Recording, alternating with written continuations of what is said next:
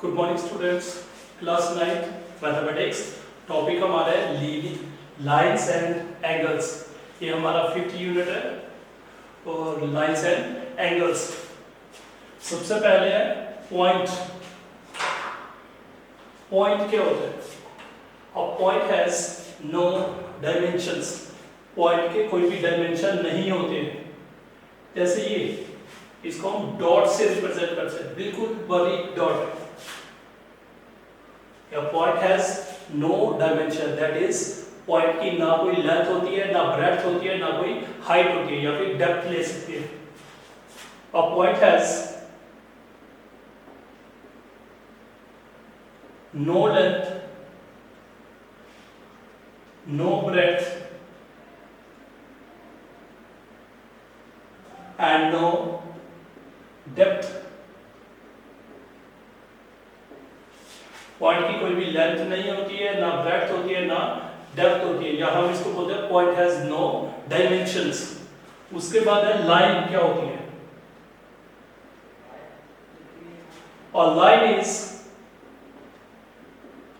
ब्रेडथलेस length. मतलब line की length बहुत लंबी होती है और उसकी ब्रेड्थ नहीं होती है, ब्रेडथलेस। या फिर हम ऐसे भी बोल सकते हैं, a line has no end point. Line has no end point. जैसे ये आ गया पॉइंट, इसकी कोई भी लेंथ या ब्रेड्थ या डेप्थ नहीं होती है। उसके बाद लाइन, उसकी ब्रेड्थ नहीं होती है लेकिन लेंथ होगी। जैसे ये आ गया, ये आ गया लाइन। इसको एरो शो कर रहा है, हम इधर भी बढ़ा सकते हैं, उससे भी बढ़ा सकते हैं, तो ये क्या आ जाएगी? लाइन। ये आ गया हमारा पॉइंट। फिर उसके बाद है ray. A part of line with one end point. Line का ही ये पार्ट होता है, लेकिन इसमें क्या होता है? एक एंड पॉइंट होता है। जैसे ये आ गया, ये एंड पॉइंट आ गया। एक साइड एरो है, मतलब उस साइड हम बढ़ा सकते हैं, या ऐसे भी बता सकते हो आप। ये एंड पॉइंट ले लिया इस साइड, और भी डायरेक्शन एक ही होनी चाहिए। ये क्या होगा? उसका एंड पॉइंट, या फिर हम इसको बोलते हैं स्टार्टिंग पॉइंट। तो इनको क्या बोलेंगे? रे। फिर उसके बाद है line segment. Line segment, a part of line with two end points। ये भी लाइन का ही पार्ट होता है, लेकिन इसमें क्या होते हैं? दो एंड पॉइंट होते हैं। ये आ गया, इसके यहां भी एंड पॉइंट है, यहां भी, मतलब इसको हम बढ़ा नहीं सकते। ये जितना है इसकी लेंथ फिक्स होती है।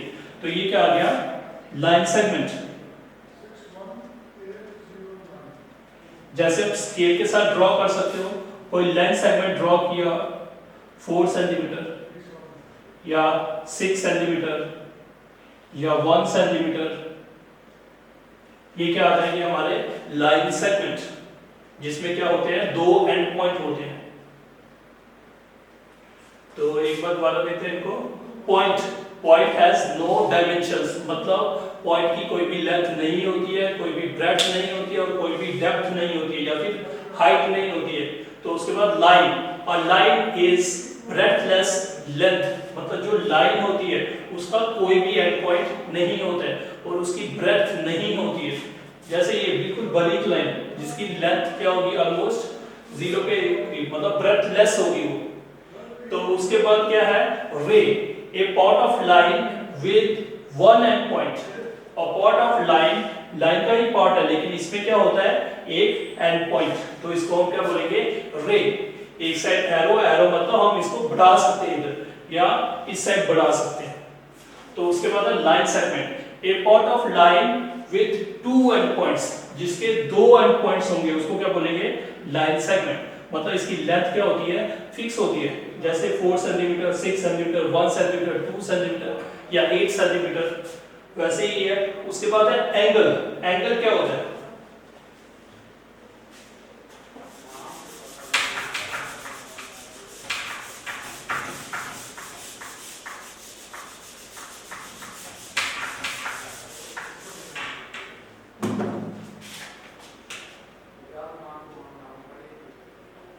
एंगल क्या होता है? एंगल कब बनता है? जब हमारे पास दो रे हो और उनका एंड पॉइंट क्या हो, कॉमन।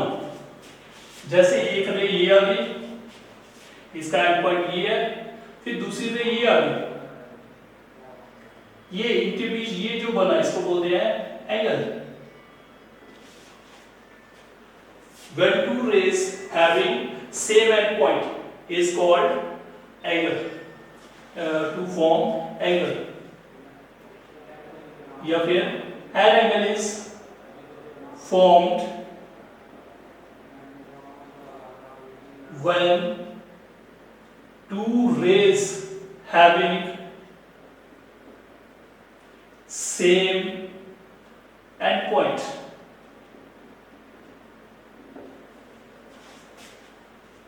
ये दो रेज है, इसको अगर नाम दे दें हम ए, या यहां पे दे दो ए बी सी। ए बी एक रे आ गई, बी सी ए सी दूसरी रे आ गई, और इनका एंड पॉइंट क्या है, ए, कॉमन एंड पॉइंट है। तो जो इनके बीच बनेगा ये बनता है angle. An angle is formed when two rays having same end point. The two rays forms angle or called arms. ये जो AB ये क्या होगी, arm, ये AC ये भी क्या होगी, arm of angle. At same end point is called vertex. ये जो हमारा A है इसको हम क्या बोलेंगे, vertex।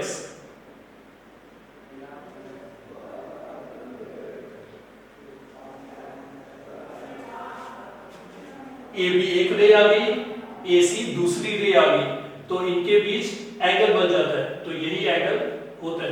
तो फिर ये जो ए बी और ए सी इनको क्या बोलते हैं, आर्म्स ऑफ द एंगल। और ये जो ए है ये कॉमन एंड पॉइंट है, इसको बोलते हैं वर्टेक्स ऑफ द एंगल। और एंगल को रिप्रेजेंट कैसे करते हैं, an angle is represented by a symbol angle। या ये बड़ा करके दिखाऊंगा, ये एंगल, ये जो नीचे वाली लाइन है आपने सीधी ड्रॉ करनी है और ऊपर वाली ऊपर, इसको बोलते हैं एंगल। इस टाइप का नहीं, ये लेस देन ग्रेटर देन के साइन होते हैं। ये जो नीचे वाली लाइन है ये बिल्कुल सीधी, तो ये बन जाएगा एंगल।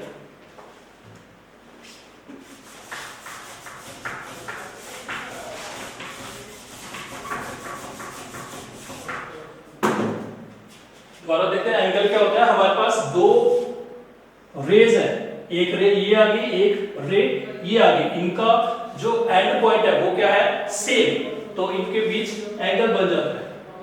तो ये जो एक आर्म है, ये और ये होती है आर्म ऑफ द एंगल, और ये क्या होता है, वर्टेक्स। जो कॉमन एंड पॉइंट है वो क्या है, वर्टेक्स, और ये आ गया एंगल। और एंगल को हम नाम कैसे देते हैं, जैसे ये ए लिया था हमने, यहाँ पे बी, यहाँ पे सी, इस एंगल को नाम क्या देंगे हम, बी ए सी। यहाँ एंगल बन रहा है वो बीच में रखना है, बी ए सी, ये एंगल।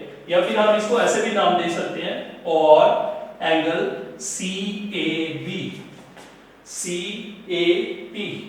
मैक्सिमम बच्चों को यहाँ कंफ्यूजन होती है, एंगल कैसे लिखते हैं। एंगल कैसे लिखना है, सी ए बी, एंगल यहाँ पे बना ना, तो उसको बीच में रखना है, या BAC, ये आ गया हमारा एंगल। उसके बाद types of angle.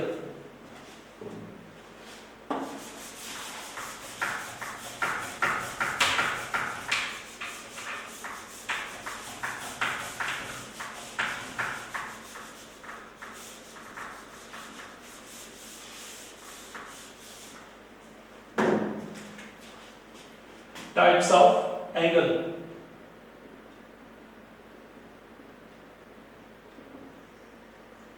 First type है हमारे पास एक्यूट एंगल। एक्यूट एंगल क्या होता है? जो एंगल 0 से बड़ा हो और 90 डिग्री से क्या हो, कम, उसको बोलते हैं हम acute angle. An angle whose measure is less than 90, जो 90 डिग्री से कम हो उसको क्या बोलते हैं हम एक्यूट एंगल। या फिर ये जैसे ये है, ये ले लिया मैंने x डिग्री,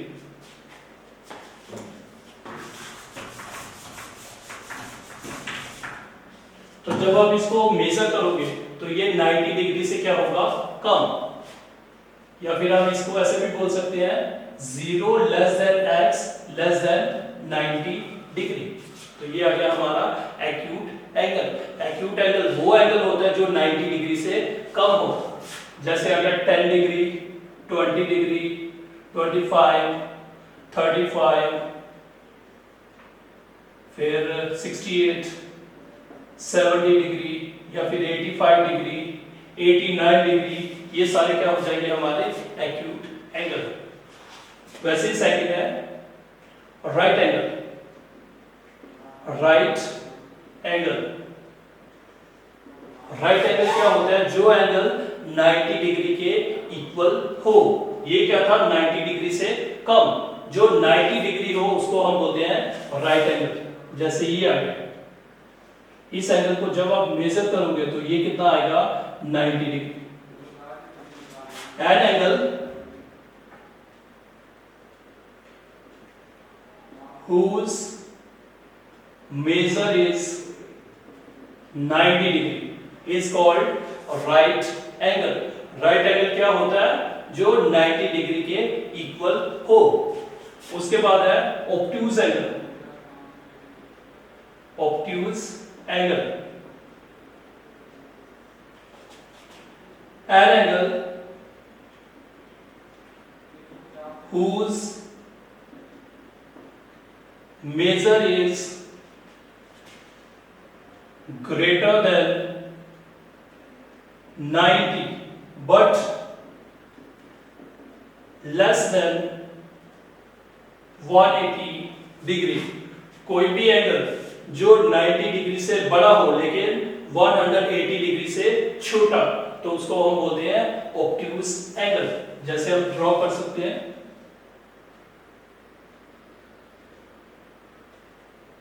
जब आप इस एंगल को मेजर करोगे ये 90 से बड़ा होगा और 180 से छोटा। तो अगर हम इसको Z नाम ले लें तो ऑब्ट्यूज एंगल किस टाइप का होता है? 90 डिग्री से बड़ा होगा और 180 डिग्री से छोटा। अगर 90 के इक्वल होगा तो वो राइट एंगल बन जाएगा। ये 90 से बड़ा चाहिए, 91 हो सकता है, 91 हो सकता है, इसमें 100 हो सकता है, 120, 125, 130, 175, 180 से छोटा, 189, 179। तो ये कौन से होंगे? Obtuse angle. उसके बाद है straight angle.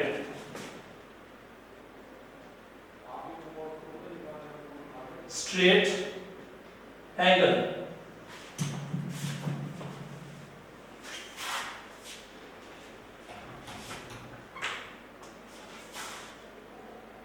an angle whose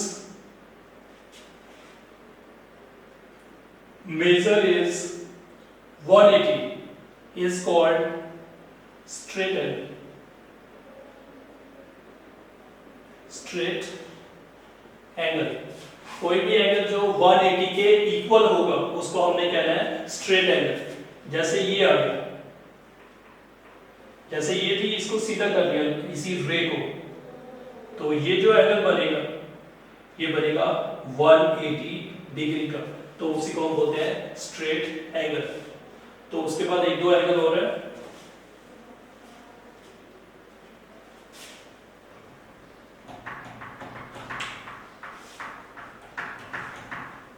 reflex angle. Reflex angle, an angle whose measure is 180 से बड़ा, whose measure is greater than 180 degree but less than 360 degree is called reflex angle.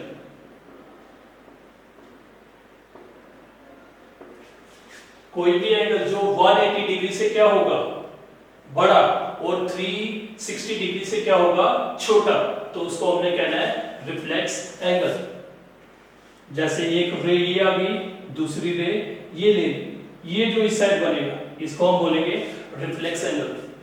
ये जो इस साइड बनेगा, इस साइड एक्यूट एंगल बन जाएगा, तो जो इस बाहर वाली साइड बनेगा तो ये क्या बनता है रिफ्लेक्स एंगल। ये क्या होता है 180 डिग्री से बड़ा और 360 डिग्री से छोटा। अगर हम इसको नाम देते, समझो P दे दिया ना, P की वैल्यू क्या होगी 180 डिग्री से बड़ी और 360 डिग्री से छोटी। वैसे ये एक कंप्लीट एंगल,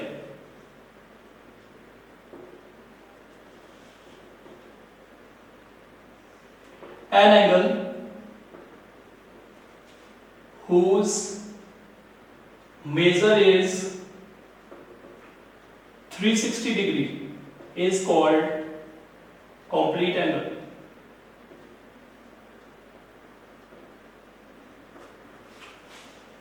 जैसे आपके पास वॉल क्लॉक होती है, उसकी कोई भी वो हैंड ले लो, मिनट हैंड, वो 1 घंटे में कितना एंगल बनाती है, तो 1 घंटे में वो पूरा चक्कर लगाती है। समझो पहले 12 पे है वो, तो जब 1 घंटा होगा दोबारा 12 पे, तो उसने पूरा एंगल कवर किया, तो पूरा एंगल कितने का बनता है 360 डिग्री, उसी को बोलते हैं कंप्लीट एंगल। तो एक बार दोबारा देखते हैं, ये था टाइप्स ऑफ एंगल, एंगल्स की टाइप्स। पहला है एक्यूट एंगल, कोई भी एंगल जो 0 से बड़ा होगा और 90 डिग्री से छोटा, तो उसको हमने कहना है एक्यूट एंगल। उसके बाद है राइट एंगल, कोई भी एंगल जो 90 के इक्वल होगा, तो उसको हमने कहना है राइट एंगल। पहला क्या आ गया,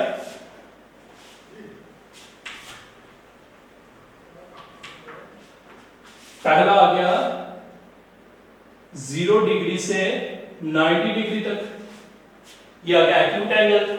अगर 90 डिग्री के इक्वल होगा तो वो आ गया राइट एंगल। 90 डिग्री से बड़ा होगा, 90 डिग्री से उसको y रख लिया, और 180 डिग्री से क्या होगा छोटा, तो उसको कहना है हमने ऑब्ट्यूज एंगल। तो अगर 180 डिग्री होगा तो उसको हमने कहना है स्ट्रेट एंगल। 180 डिग्री होगा तो उसको हमने स्ट्रेट एंगल कहना है। उसके बाद रिफ्लेक्स एंगल, रिफ्लेक्स एंगल क्या होता है 180 डिग्री से बड़ा और 360 डिग्री से छोटा, तो इसको हमने कहना है रिफ्लेक्स एंगल। और जो 360 डिग्री के इक्वल होगा तो उसको हमने कहना है कंप्लीट एंगल। तो ये 6 एंगल्स थे, थोड़ा ध्यान से करोगे कोई मुश्किल नहीं है। तो उसके बाद हम देखते हैं और भी एंगल्स हैं हमारे पास, फिर पेयर्स में एंगल है हमारे पास।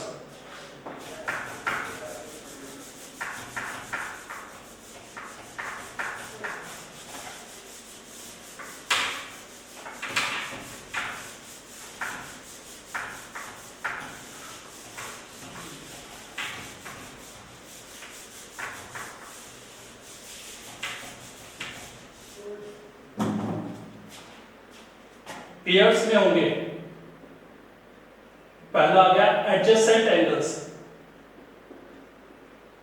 Adjacent angles. पहला क्या आ गया? Adjacent angles. Two angles are said to be adjacent if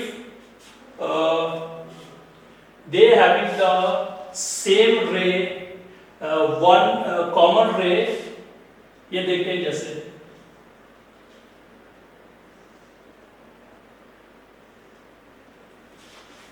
adjacent angles, two angles are said to be adjacent if they are having the same ray and same vertex but not overlap to each other।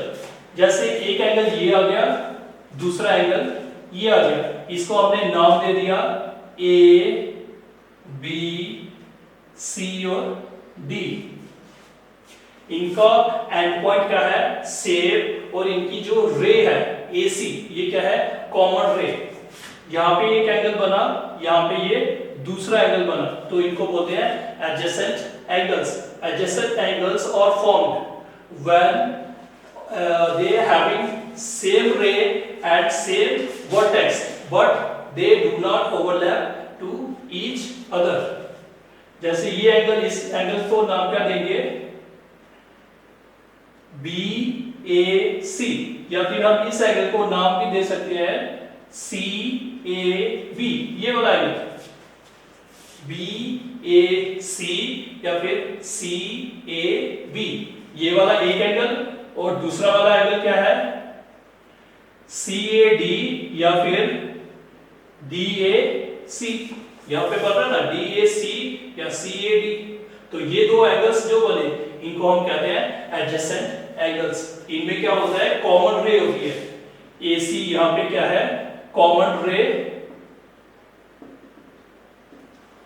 और A जो इनका and point है वो भी क्या है? Common. या फिर एंड पॉइंट को हम बोलते हैं वर्टेक्स, कॉमन वर्टेक्स है ये। तो एडजेसेंट एंगल कैसे बनेगी? दो एंगल्स जिनमें एक रे क्या होगी? कॉमन, और उनका जो वर्टेक्स होगा वो भी क्या होगा? कॉमन। और ये एक दूसरे के ऊपर ओवरलैप नहीं होना चाहिए, तो इनको बोलते हैं एडजेसेंट एंगल्स। वैसे ही है linear pair. Linear pair, two adjacent angles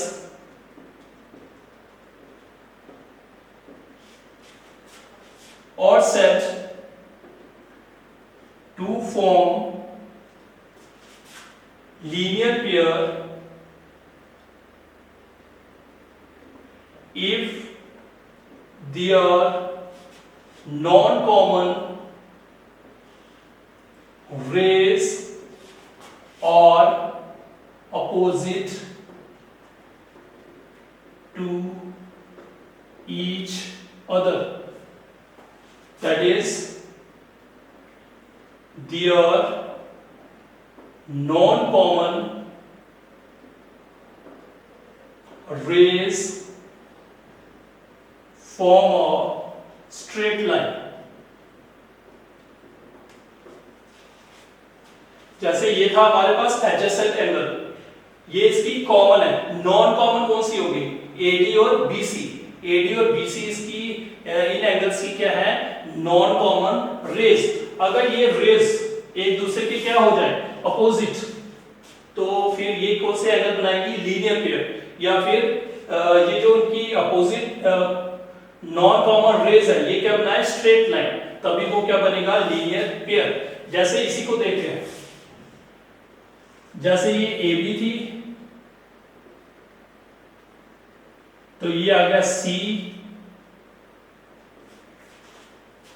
एक AB नॉन कॉमन है और दूसरी नॉन कॉमन क्या है? AD।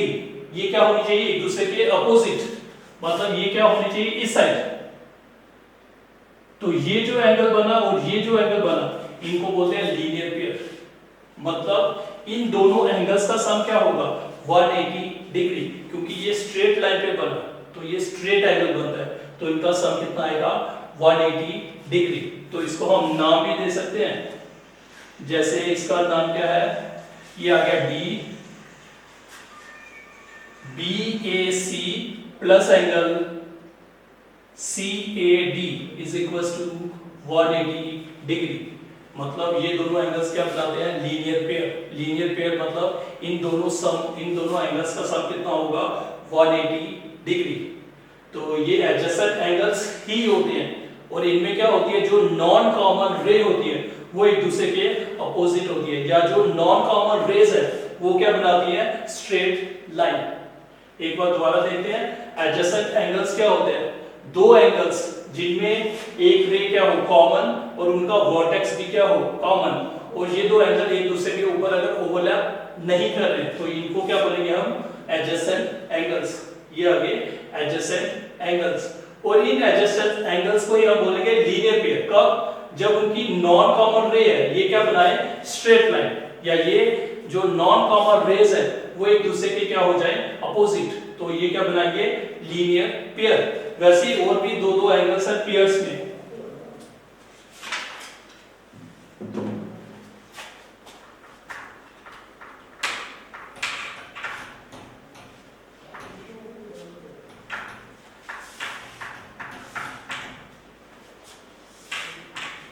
Complementary angles,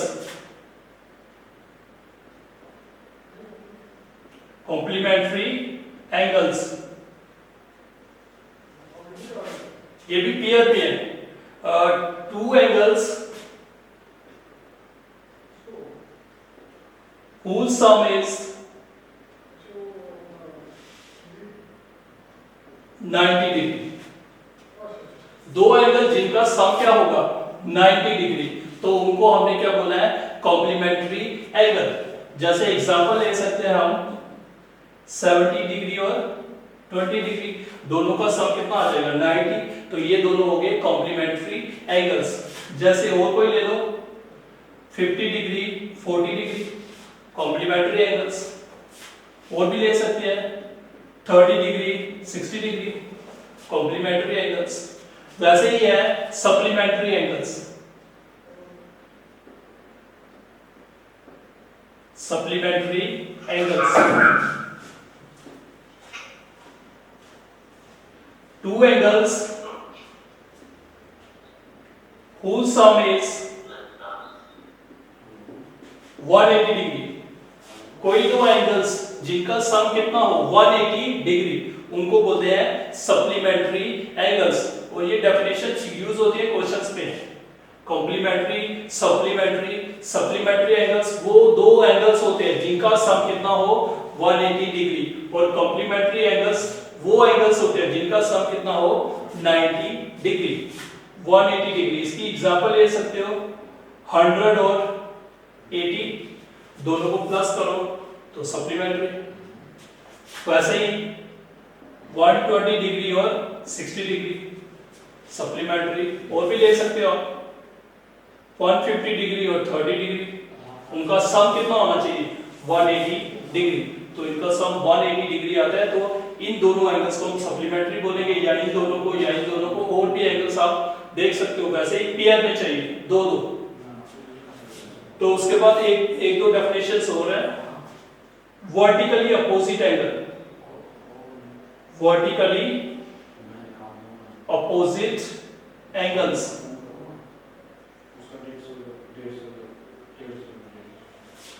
vertically opposite angles क्या होते हैं, जब भी दो स्ट्रेट लाइन आपस में इंटरसेक्ट करें, जैसे एक ये आगे स्ट्रेट लाइन, एक ये दूसरी आगे स्ट्रेट लाइन, ये इंटरसेक्ट कर रही है, हमने मान लिया ये O पे इंटरसेक्ट कर रही है, तो तब वर्टिकली अपोजिट एंगल्स बनते हैं। कैसे बनते हैं, जैसे ये दो लाइन इंटरसेक्ट हुई, कितने एंगल बने, 1 2 3 और ये 4।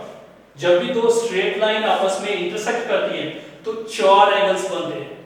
तो अपोजिट वाले अगर देखें 1 और 2, ये ये वो आ गए एडजेसेंट एंगल, या 2 3 ये भी एडजेसेंट एंगल, 3 4 ये भी एडजेसेंट एंगल, या 4 और 1 adjacent angles. Vertically opposite, opposite क्या हो गया, 1 के अपोजिट कौन सा है 3, और 2 के अपोजिट क्या है 4। तो 1 और 2 ये आ गए वर्टिकली अपोजिट एंगल, या फिर सॉरी 2 नहीं 4 3 और 2 और 4 ये भी क्या आ गए वर्टिकली अपोजिट एंगल पेयर्स में 1 और 3 2 और 4 वर्टिकली अपोजिट एंगल्स। और ये वर्टिकली अपोजिट एंगल्स क्या होते हैं इक्वल, मतलब एंगल 1 किसके बराबर होगा एंगल 3 के बराबर और एंगल 2 किसके बराबर होगा एंगल 4 के बराबर। तो ये हमारे वर्टिकली अपोजिट एंगल्स। थोड़ा ध्यान से देखते हैं। तो आज हमने थोड़ा ये यूनिट 5 स्टार्ट किया था आपका। सबसे पहले हमने किया था पॉइंट क्या होता है, point has no dimension, point का कोई भी डायमेंशन नहीं होता है। उसके बाद हमने लाइन किया था और line has no end point, या फिर और लाइन इज ब्रेडथलेस लेंथ। उसके बाद था रे, रे क्या होता है part of the line having one end point या विथ वन एंड पॉइंट। और उसके बाद हमने किया था लाइन सेगमेंट। लाइन सेगमेंट क्या होता है जिसके दो एंड पॉइंट हो, a part of the line with two end point, तो उसको हम क्या बोलते हैं लाइन सेगमेंट। उसके बाद हमने किया एंगल। एंगल कैसे बनता है जब भी दो रेज होती है उनका जो एंड पॉइंट हो वो क्या हो कॉमन या सेम एंड पॉइंट हो, तब क्या बनता है एंगल। ये जो एंगल बन गया था और उनका जो सेम एंड पॉइंट होता है उसको बोलते हैं वर्टेक्स और इनको क्या बोलते हैं arms, arms of the angle. उसके बाद हमने टाइप्स की थी एक्यूट एंगल। एक्यूट एंगल क्या होता है जो 0 से बड़ा हो और 90 से छोटा, और जो 90 के इक्वल हो उसको हम बोलते हैं राइट एंगल, और जो 90 से बड़ा होगा 180 डिग्री से छोटा तो उसको हमने बोला है ऑब्ट्यूज एंगल, और जो 180 डिग्री के इक्वल होगा तो उसको हमने बोला है स्ट्रेट एंगल। उसके बाद जो एंगल 180 डिग्री से बड़ा होगा और 360 डिग्री से छोटा तो उसको हम रिफ्लेक्स एंगल बोलते हैं। उसके बाद जो एंगल 360 के इक्वल होगा तो वो क्या होता है कंप्लीट एंगल। तो उसके बाद हमने पढ़ा था एडजेसेंट एंगल्स। एडजेसेंट एंगल्स कैसे बनते हैं जब भी दो एंगल्स होंगे उनके बीच क्या होना चाहिए, एक रे क्या होनी चाहिए कॉमन, एक रे कॉमन होनी चाहिए, और उनका जो एंड पॉइंट होता है या फिर उनका जो वर्टेक्स होता है वो क्या होता है सेम, और ये दो एक दूसरे के ऊपर ओवरलैप नहीं होने चाहिए। ये दो एंगल्स जो बन गए इनको बोलते हैं एडजेसेंट एंगल्स। वैसे ही था लीनियर पेयर, ये जो नॉन कॉमन रे थी अगर ये सीधी बन जाए मतलब ये स्ट्रेट लाइन बनाए तो इन दोनों का सम कितना होगा 180 डिग्री, या ये लीनियर पेयर एंगल बनते हैं। तो उसके बाद था हमारा supplementary angles, two angles whose sum is 90 degree, complementary whose sum is 90 degree or called complementary angles। जैसे कुछ एग्जांपल्स लिखी मैंने, ये दो कॉम्प्लीमेंट्री एंगल आ गए, ये दो आ गए या ये दो आ गए। वैसे ही supplementary angles two angle, two से ज्यादा नहीं, two angle whose sum is 180 degree और कॉल्ड सप्लीमेंट्री एंगल्स। तो ये एग्जांपल्स आ गए। उसके बाद था वर्टिकली अपोजिट एंगल्स। जब भी दो स्ट्रेट लाइन आपस में इंटरसेक्ट करती है तो कितने एंगल्स बनते हैं, चार एंगल्स बनते हैं। जो अपोजिट होते हैं तो उन्हीं को बोलते हैं वर्टिकली अपोजिट एंगल्स। अपोजिट मतलब आमने सामने, 1 3 2 4 ये वर्टिकली अपोजिट एंगल्स होते हैं, और ये क्या होते हैं इक्वल, मतलब एंगल 1 और एंगल 3 इक्वल होगा, एंगल 2 और एंगल 4 इक्वल होगा। तो ओके स्टूडेंट्स, आज थोड़ा इतना ही करेंगे, कल बाकी नेक्स्ट लेक्चर में कर लेंगे। Okay students, thank you.